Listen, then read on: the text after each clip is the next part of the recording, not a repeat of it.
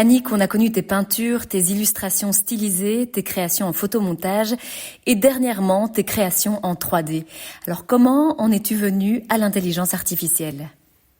J'ai toujours été attirée par l'apprentissage de nouvelles techniques, de démarches créatives spécifiques et de technologies innovantes.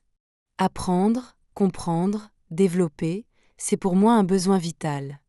Cette soif de découverte se reflète autant dans ma pratique pédagogique que dans mes projets créatifs, où j'aime transmettre, expliquer, faire découvrir et enseigner aux élèves. Ce qui m'anime, ce n'est pas la technique pour la technique, mais la capacité à donner du sens à une réalisation en alliant savoir-faire, références culturelles et imagination.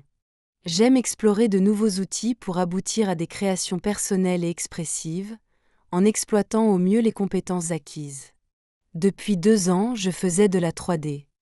La maladie de Charcot, elle est venue freiner tes démarches, alors là on était courant 2024.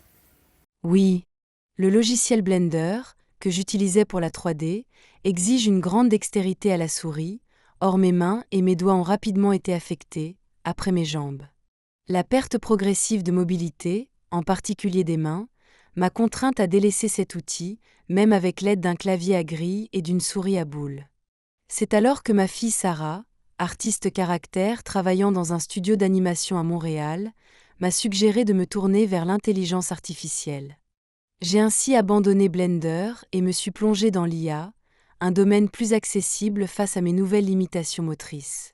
Grâce au contrôle oculaire, j'ai pu continuer à piloter des applications IA avec l'ordinateur.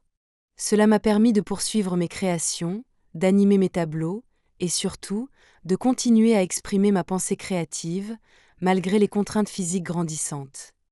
Alors est-ce que tu peux nous emmener dans les coulisses de la création ? Comment as-tu créé ces tableaux que l'on peut voir aujourd'hui dans cette exposition ? Pour créer ces tableaux, j'ai généré une grande quantité d'images, parfois plus d'une 50aine. Tout commence par l'écriture de prompts, des phrases destinées à décrire les images que je souhaite obtenir à l'aide du logiciel d'intelligence artificielle.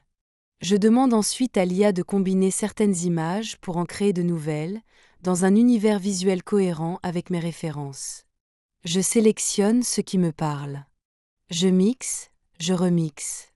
Je reçois ainsi plusieurs variations, que je retravaille ensuite dans des zones plus spécifiques, jusqu'à faire émerger les images qui sommeillent dans mon esprit. Par exemple, pour la création des « fantômes poilus », j'ai fusionné une image de fantôme avec une image de lapin blanc. Parmi les 30 versions proposées, j'en ai retenu une où les poils recouvraient entièrement le fantôme. J'ai ensuite enrichi cette version en y ajoutant un arrière-plan de forêt, lui aussi généré à partir d'un prompt. Autre exemple, la première image de l'exposition, celle où une petite fille marche sur un tapis fait de fils, de laine, de cordes. Pour obtenir cet effet, j'ai d'abord généré une prairie remplie de pissenlits blancs, ceux qui apparaissent après la floraison. Ensuite, j'ai demandé à l'IA de distordre cette image, et parmi les différentes propositions, l'une d'elles représentait ce tapis particulier que je vous présente ici. Sa composition abstraite m'a immédiatement séduite. J'ai eu l'impression d'avoir atteint mon objectif. L'image est, à mes yeux, très créative. Elle fait écho à ce que je vivais alors, et que je vis encore aujourd'hui. Ces effets de distorsion, je les retrouvais autrefois avec Photoshop, quand je pouvais encore le manipuler à la main et diriger l'image moi-même.